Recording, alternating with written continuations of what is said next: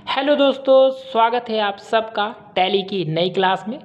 दोस्तों, टैली की free course का क्लास नंबर 6 है और इस वीडियो के अंदर मैं आप सभी लोगों को टैली की शताब्दी के बारे में बताने वाला हूं। दोस्तों, इस वीडियो के अंदर मैं आपको बताऊंगा टैली की शताब्दी। जानने से पहले मैं आप सभी को बता दूं कि इसको मैंने एक स्लाइड के रूप में डिज़ाइन किया है। मैंने इस तरीके से डिज़ाइन किया है कि आपको अच्छे तरीके से समझ में आए, और मैं इस तरह से ये सब चीज़ें आपको सभी लोगों को इस वीडियो के अंदर बताने वाला हूं, ताकि आपको एक आइडिया मिल पाए कि इस वीडियो के अंदर जो भी चीज़ें मैंने दी हैं, जितने भी स्लाइडें बनाई हैं, वो बहुत ही ज़्यादा इम्पॉर्टेंट है।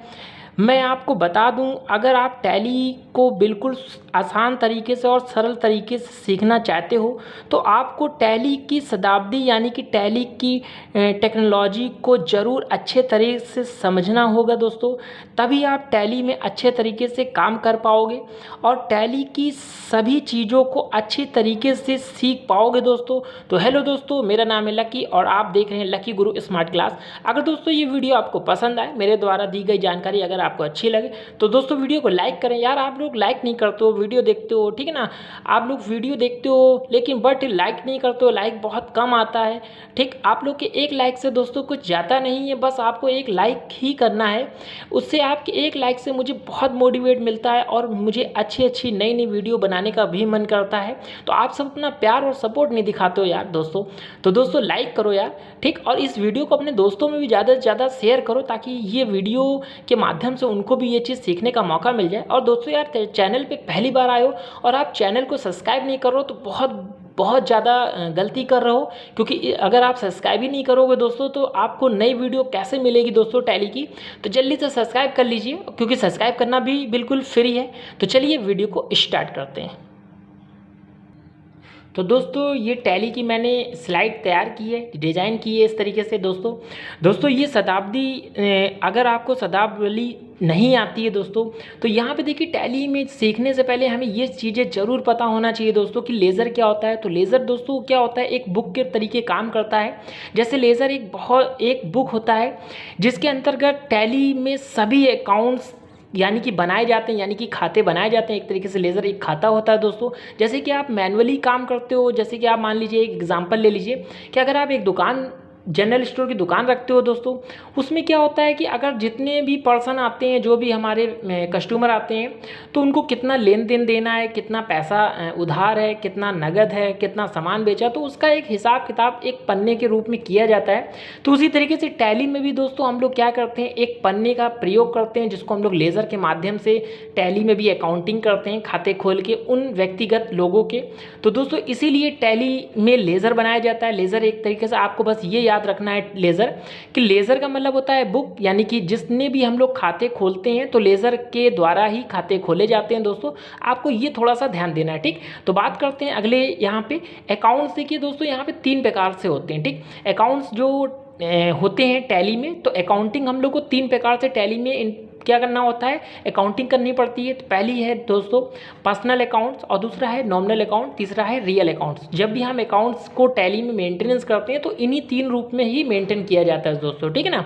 बात कर लेते हैं दोस्तों यहाँ पे कि पर्सनल अकाउंट्स क्या होता है, ठीक। तो देखिए, पर्सनल अकाउंट्स क्या होता है, इसके अंतर्गत हम सभी व्यक्तियों, यानी कि फर्म है, सोसाइटी है, ट्रस्ट है, या फिर बैंक है, कंपनियाँ हैं, या फिर कैपिटल है, इन सब का अकाउंट्स के खाते खोलते हैं दोस्तों, ठीक। जो लोग पर्सनली, जैसे कि दोस्तों अगर आप एक आप बिजनेस स्टार्ट करते हो, ठीक, और दोस्तों आपको पर्सनली अकाउंट आप खोलते हो, आपको क्या है कि पैसे की क्या है, फंड की ज़रूरत पड़ती है, पूंजी। तो उस पूंजी को हम लोग कई रूप से ले सकते हैं दोस्तों। व्यक्तिगत खाते, हम अलग अलग लोगों से पैसा लेते हैं, तो उन पैसे को हम दोस्तों एक खाता खोलते हैं जिसको कहते हैं पर्सनल अकाउंट के नाम से, ठीक है ना। तो चलिए बात कर लेते हैं, यहाँ पे एक रियल अकाउंट होता है। तो दोस्तों रियल अकाउंट में सभी गुड्स और एसेट्स के खाते शामिल हैं, जैसे कि बिल्डिंग है, जैसे कैश है, जैसे पेन है, कॉपी है, तो एक ऑयल है, शॉप है, इस तरीके से चीज़ें होती हैं। ये हमारे रियल जो एक्चुअली रूप में काम करते हैं, एक्चुअल जो दोस्तों हम लोग काम करते हैं, उसे ही रियल अकाउंट्स कहते हैं, ठीक। बात करते हैं हम लोग यहाँ पे नॉमिनल अकाउंट्स क्या होता है दोस्तों। तो दोस्तों यहाँ पे बात करेंगे जितने भी आय और खर्च हैं, ठीक है ना, के खाते होते हैं, ठीक।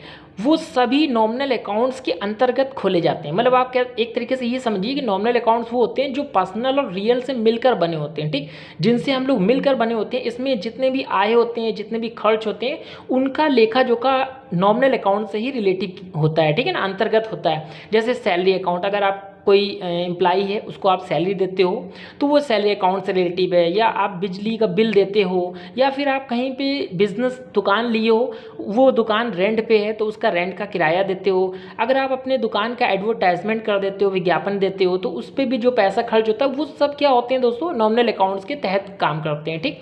अब चलिए बात कर लेते हैं दोस्तों यहाँ पे हम लोग कि इनके क्या होते हैं, प्रॉपर एक ग्रुप्स होते हैं दोस्तों। तो दोस्तों ये देखिए बात करते हैं यहाँ पे ग्रुप्स, ठीक। ग्रुप क्या होता है, एक तरीके से ये समझ लीजिए, ग्रुप एक समूह होता है, ठीक, एक समूह के रूप में काम करता है। जैसे टैली में ग्रुप्स की मदद से ही सभी अकाउंट्स की पहचान की जाती है, सही तरीके से हो पाती है। अगर आप टैली पे काम करते हो तो उसमें क्या है, ग्रुप्स के माध्यम से ही दोस्तों हम लोग क्या करते हैं, टैली में पहचान करते हैं, जिसके अकाउंट्स की रिपोर्ट बनाने में काफ़ी ज़्यादा आसानी होती है। जैसे टैली में काम करने के लिए पहले से ही क्या होते हैं, 28 ग्रुप पहले से बने होते हैं। इसके अलावा भी आप टैली पर ग्रुप्स बना सकते हो दोस्तों। जैसे कि हम लोग किसी को पैसा देते हैं, ठीक, तो पैसा लेते हैं, ठीक। जैसे कोई पर्सन है जो क्या है, एक डेब्टर है, ठीक, यानी कि जो मेरा कस्टमर है, ठीक, डेब्टर है, सप्लायर है, यानी कि सिंडिकेटर है। इस तरीके से ग्रुप होते हैं। जो 28 ग्रुप दोस्तों हमें टैली में क्या होते हैं, बने बनाए मिलते हैं। और ग्रुप्स दोस्तों बाकी ग्रुप हम लोग क्या करते हैं, बना सकते हैं, ठीक। तो उन्हीं को ग्रुप कहते हैं। इस पर आगे हम लोग वीडियो पे बात करेंगे दोस्तों, इसको भी हम लोग आगे सीखेंगे वीडियो में। तो चलिए बात कर लिए। तो आपको केवल ये समझना है यहाँ पे थोड़ा सा कि ग्रुप्स क्या होता है, एक समूह के रूप में होता है, जो कि टैली में क्या करता है, इसका बहुत ज़्यादा रोल होता है, जो कि हमें अकाउंट्स को पहचान कराने में क्या करता है, ग्रुप का बहुत ज़्यादा हाथ होता है, ठीक। इतना आपको यहाँ पे समझ लेना है, ठीक। चलिए हम लोग बात कर लेते हैं यहाँ पे कि यहाँ पे क्या है, गुड्स। गुड्स का मतलब होता है माल या सामान, ठीक। जब हम बिजनेस में से जो भी दैनिक रूप से खरीदा और बेचा जाता है उसे गुड्स कहा जाता है, ठीक। या इसे हम लोग माल या फिर इसे आप सामान भी कह सकते हो। जैसे दोस्तों क्या है, अगर आप एक दुकान खोलते हो, ठीक, उस दुकान में मान लीजिए जैसे 50,000 रुपये आप लगाते हो। उस 50,000 में दोस्तों जैसे कि आप 50,000 में से 50,000 का आप सामान ले आते हो, ठीक, जो चीज़ आप बेचोगे मार्केट में, तो उसी को दोस्तों आप गुड्स कहते हैं यहाँ पे, ठीक। इस गुड्स को आप माल भी कह सकते हो, या फिर गुड्स भी कह सकते हैं, या फिर सामान भी कहा जाता है, ठीक। चलिए यहाँ पे बात कर लेते हैं हम लोग यहाँ पे कि देखिए दोस्तों यहाँ पे स्टॉक की बात करते हैं। स्टॉक को दोस्तों हम लोग क्या कहते हैं, रहतिया कहते हैं, यानी कि हिंदी में इसको रहतिया कहते हैं, और बाकी ये स्टॉक के नाम से जाना जाता है। स्टॉक भी एक तरीके से क्या होता है, गुड्स होता है, इसे ही हम लोग गुड्स कहते हैं। इसको हम लोग माल भी कहते हैं और सामान भी कहते हैं, ठीक। अभी जैसे कि मैंने आपको पीछे बताया कि जो जैसे हमने एक बिजनेस खोला, उसमें हमने 50,000 रुपये उसकी लागत लगाई, उस लागत से हमने स्टॉक खरीद लिया, ठीक। उस स्टॉक को हम गुड्स भी कहेंगे या फिर माल कहेंगे। आप देखते हो जैसे दुकान पर हम लोग जाते हैं, ठीक, कोई भी सामान मांग लेते हैं, तो उस दुकानदार के पास सामान नहीं होता है, तो वो कहता है कि सर जी आप रुक जाइए, आपको शाम को ये सामान का जो माल है वो आपको माल शाम को आ जाएगा, फिर आपको ये सामान मिल जाएगा, ठीक। देखा होगा ये जनरली भाषा में वो माल भी कहता है, ठीक। इसको सामान भी कहते हैं, इसको गुड्स भी कहते हैं, इसको माल भी कहते हैं। आपको बस ये ध्यान देना है कि स्टॉक का मतलब होता है हमारे जो सामान होता है यानी कि गुड्स, उसी को हम लोग स्टॉक के नाम से जानते हैं, ठीक। ये आपकी टैली में बहुत ज़्यादा रोल करता है, ठीक। तो चलिए हम लोग बात कर लेते हैं यहाँ पे कि कैपिटल अकाउंट्स क्या होता है, ठीक। देखिए दोस्तों यहाँ पे कैपिटल एक पूंजी के रूप में काम करता है। जैसे आप बिजनेस के जो मालिक होता है, मालिकदार, जो मालिकादार होता है, बिजनेस को शुरू करने के लिए किया जाता है जो भी पैसा वो पूंजी लगाता है, निवेश पूंजी कहलाता है इसे।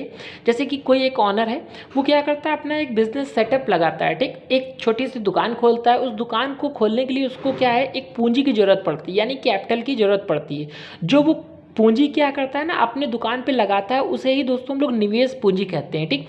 ये पूंजी क्या है, कैश भी हो सकती है, गुड्स भी हो सकती है, और एसेट्स के रूप में भी जानी जाती है। जैसे कि आप कोई दुकान खोलते हो, जैसे 50,000 की आपने एक दुकान खोली, तो उस 50,000 की जो आप कैश पैसा लगा रहे हो वो क्या है, दुकान में कैश लगा रहे हो, तो वो कैपिटल के रूप में इन्वेस्ट कर दिया। अब दोस्तों उस 50,000 का आप सामान ले आते हो बेचने के लिए, तो वो गुड्स के रूप में काम करने लगा, ठीक। और उसमें जो आप एसेट्स खरीदते हो, ठीक, अपनी दुकान के लिए, वो सारे एसेट्स के रूप में भी जाने जाते हैं, ठीक। उसे ही हम लोग कैपिटल के नाम से जानते हैं, ठीक। चलिए हम लोग बात कर लेते हैं यहाँ पे कि एसेट्स क्या होते हैं, ठीक। अभी हमने गुड्स कैपिटल को जाना, अब हम एसेट्स को जान लेते हैं। एसेट्स क्या होता है, एक संपत्ति दोस्तों होती है। आप ये जानिए कि एसेट्स एक संपत्ति होती है, ठीक, जो कि एक स्थायी रूप से क्या होती है, स्थित होती है, ठीक। जो कि ना घट सकती है ना ही बढ़ सकती है, इसीलिए इसको एसेट्स कहते हैं। जैसे कि बिजनेस को चलाने के लिए जिन चीज़ों की ज़रूरत होती है उसे एसेट्स यानी कि संपत्ति कहा जाता है, जो कि बिजनेस के लिए बहुत ज़रूरी होता है। जैसे कि चेयर है, फर्नीचर है, मशीन है या फिर दुकान है, इस तरीके की चीज़ें होती हैं जिसे एसेट्स वो होते हैं जिन्हें हम बेच नहीं सकते हैं दोस्तों, ठीक है ना, जिन्हें बेच नहीं सकते हैं, लेकिन अपने बिजनेस को सेटअप को सेट करने के लिए हम लोग एसेट्स को क्या करते हैं, ज़रूरत के अनुसार क्या करते हैं, प्रयोग करते हैं। ठीक, इस तरीके से आप समझ लीजिए कि एसेट से क्या होता है, ऐसी चीज़ें हैं जो कि ना घट सकती है ना ही बढ़ सकती है। ठीक, जो स्थायी रूप से स्थित रहती है उसे एसेट्स कहते हैं। जैसे कि चेयर, देखिए चेयर घट नहीं सकती ना बढ़ सकती है, ठीक, स्थायी है। ठीक, फर्नीचर जैसे स्थायी है, ये सारी चीज़ एसेट्स में आएंगी। ठीक है ना दोस्तों, चलिए हम लोग बात कर लेते हैं यहाँ पे कि लायबिलिटीज़ हमारी क्या होती है। ठीक, चलिए हम लोग यहाँ लायबिलिटीज़ की बात कर लेते हैं। तो दोस्तों यहाँ पे बात करते हैं लायबिलिटीज़। तो लायबिलिटीज़ को आप ये समझिए कि लायबिलिटीज़ को हिंदी में दायित्व कहते हैं। ये एक जिम्मेदारी होती है। ठीक, अगर एक व्यक्ति काम करता है तो वो एक जिम्मेदारी के रूप में वर्क करता है। जैसे कि बिजनेस को शुरू करने के लिए अगर हम पैसे बैंक से या फिर किसी और से उधार लेते हैं, ठीक, अपने किसी दोस्त से ले लेते हैं, ठीक, जिससे हमें आगे चलकर क्या होता है, चुकाना होता है जिस पैसे को। ठीक, जो दोस्तों लोन के रूप में काम करता है उसे ही क्या है कि दायित्व कहते हैं, जैसे कि इसे ही लायबिलिटीज़ कहते हैं। लायबिलिटीज़ एक तरीके से आप समझ लीजिए एक जिम्मेदारी होती है, ठीक, जो कि हमें आगे चलकर चुकानी पड़ती है। जैसे हम कोई लोन ले लेते हैं, ठीक, अगर बिजनेस सेटअप को बढ़ाना है, जैसे कि हमें 1 लाख की आवश्यकताएं पड़ रही हैं लेकिन मेरे पास 50,000 है, तो 50,000 जो हमने उधार लिया है किसी दोस्त से, किसी फैमिली मेम्बर से, किसी बैंक से, जो हम लोन ले लेते हैं, उस लोन से हम बिजनेस को सेटअप लगा लेते हैं, लेकिन फिर बाद में उस लोन को हमें चुकाना भी पड़ता है, इसीलिए उसको लायबिलिटीज़ कहते हैं। ठीक, यानी कि लायबिलिटीज़ मतलब आपको समझ में आ गया होगा कि जिम्मेदारी होती है। ठीक है ना, तो आपको यहाँ पे ये चीज़ें अच्छे से समझ में आ रही होगी जो चीज़ मैं आपको बता रहा हूँ। ठीक है ना दोस्तों इन सबको आपको क्या है, पढ़ना भी है। ठीक है ना, क्योंकि टैली को अभी हम लोग टैली पे जब ये चीज़ें सीखेंगे, ठीक, लायबिलिटीज़ वगैरह जब हम मेंटेन करना सीखेंगे तो उससे पहले दोस्तों आपको ये सारी चीज़ क्या है, रन करनी है। ठीक है ना, यानी कि आपको पढ़ना है। ठीक, और दोस्तों यार चैनल को अभी तक सब्सक्राइब नहीं किया है तो जल्दी से सब्सक्राइब कर दो यार। ठीक, और जल्दी से लाइक कर दो। ठीक, और जल्दी से इस सेशन को शेयर करो। ठीक, तो चलिए बात करते हैं यहाँ पे कि दोस्तों यहाँ पे बात करते हैं कि जो डेप्टर्स होते हैं, डेप्टर्स मतलब लेनदार। ठीक, जो लेनदार होते हैं, जैसे बिजनेस में जिस लोगों से हम पैसे मांगते हैं उन्हें देनदार यानी कि डेप्टर्स कहा जाता है। ठीक, डेप्टर एक तरीके से कह सकते हो जिन्हें दोस्तों हम लोग क्या करते हैं कि जो हमसे पैसा क्या करते हैं, सामान लेते हैं, सामान के बदले हमें पैसा दे देते हैं, वो डेप्टर्स होते हैं, यानी कि देनदार होते हैं एक तरीके से। ठीक, यानी जो हमें देते हैं पैसा। इसी तरीके से बात करते हैं यहाँ पे क्रेडिटर की। ठीक, क्रेडिटर भी क्या होता है, लेनदार होता है। जैसे कि बिजनेस में जो हमें पैसा क्या करते हैं, मांगते हैं, उन्हें लेनदार यानी कि क्रेडिटर के नाम से जाना जाता है। ठीक, एक तरीके से आपको ये समझना है यहाँ पे आपको सिर्फ ये पॉइंट समझने हैं यहाँ पे कि डेब्टर्स क्या होते हैं, तो आपको ये याद रखना है देनदार होते हैं।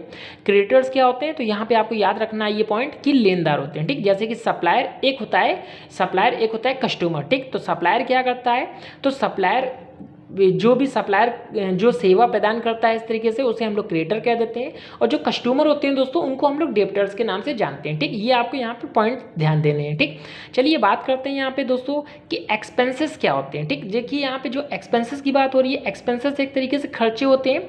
जैसे कि बिजनेस में जो भी खर्चे होते हैं उन्हें एक्सपेंसेस कहा जाता है। ठीक, जैसे गाड़ी का किराया, जैसे आप कोई गाड़ी से सामान मंगाते हो गाड़ियों से, ठीक, कोई किराया यूज़ करते हो तो उसका जो किराया जाएगा वो मेरे लिए खर्चा है। जैसे आप जिस जगह पे दुकान ली हो, बिजनेस की हो, उसको रूम का किराया देना है, ठीक, वो भी मेरा खर्चा है। अगर आप बिजली यूज़ करते हो, बिजली का बिल भी देना पड़ेगा। ठीक, कोई कस्टमर है जो क्या मेरे लिए कस्टमर लेके आता है, उसको कमीशन देना पड़ता है। जो मजदूर मेरे यहाँ काम करता है उसको पैसा भी देना पड़ता है।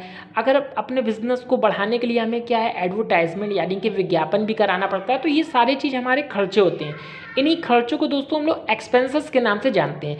और दोस्तों ये एक्सपेंसेस क्या है, कई रूप में होते हैं। ठीक, जो कि हम लोग आने वाली वीडियो में भी सीखेंगे। ठीक, एक्सपेंसेस कई रूप में होते हैं। ठीक, तो चलिए बात कर लेते हैं हम लोग नेक्स्ट यहाँ पे कि दोस्तों यहाँ पे एक बात करते हैं ड्राइंग, यानी कि ड्राइंग को हम लोग आहार ऋण भी कहते हैं।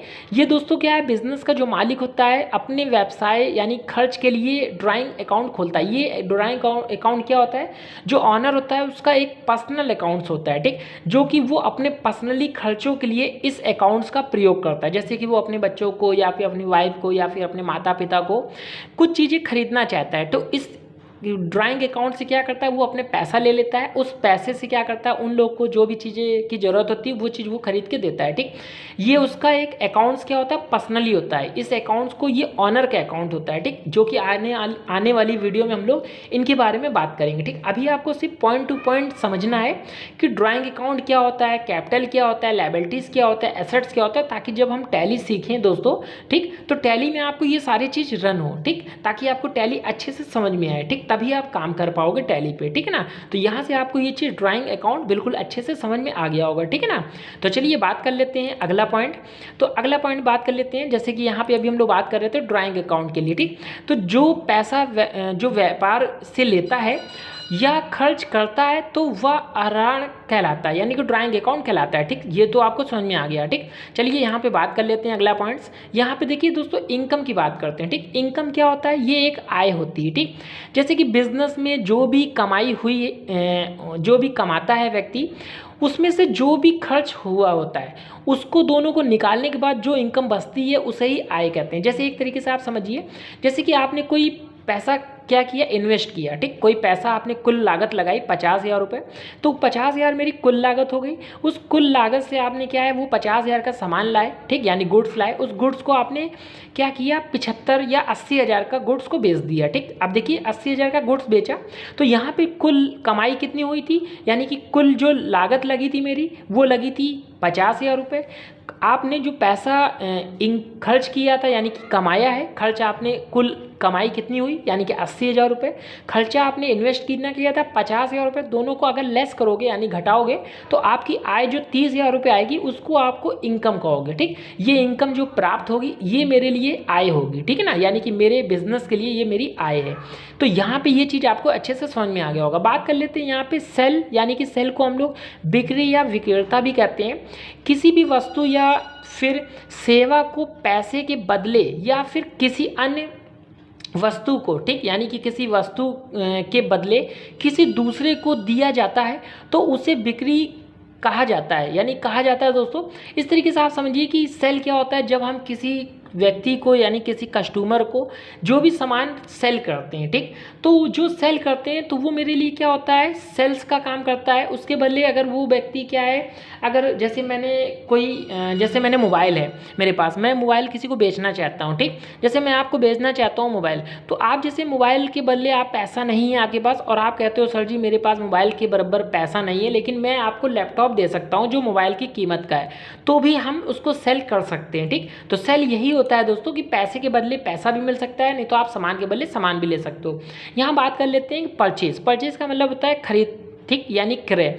कोई भी वस्तु या सेवा को लेने के लिए किसी दूसरे को पैसा या कोई अन्य वस्तु दी जाती है तो उसे खरीद कहते हैं। जैसे खरीद क्या होता है, परचेज। ठीक, परचेज के बदले अगर आप कोई सामान खरीदने जाते हो, आपके पास पैसा नहीं है, तो आप पैसे के बदले उस कीमत की अगर कोई और सामान भी आप उसको दे देते हो तो वो भी आपका परचेस कहलाता है। ठीक, तो दोस्तों यहाँ पे आपने ये पॉइंट्स मैंने आपको क्लियर करा दिया, ये सारे पॉइंट्स मैंने आपको एक एक करके क्लियर करा दिया है दोस्तों, ताकि यहाँ से आपके डाउट्स जो हैं वो यहाँ से क्लियर हो जाएं। छोटे छोटे से पॉइंट्स मैंने आपको बताए, इनको आपको क्या करना है, रन करना है। ठीक, सारे पॉइंट्स को आपको क्या करना है, कॉपी में नोट करना है, उसके बाद आपको ये क्या करना है, रन करना, ताकि जब हम टैली की नेक्स्ट वीडियो को हम अपलोड करें और टैली की नई क्लास में जब आप पढ़ो तो आपको सारी चीज़ें पता होनी चाहिए कि लेज़र क्या होते हैं, ग्रुप्स क्या होते हैं, डेप्टर क्या होते हैं, क्रिएटर क्या होते हैं, सारी चीज़ें आपको पता हो। ठीक, ताकि आपको टैली फिर अच्छे से समझ में आएगी। ठीक है ना दोस्तों, तो दोस्तों आज की वीडियो में बस इतना ही। दोस्तों इस वीडियो को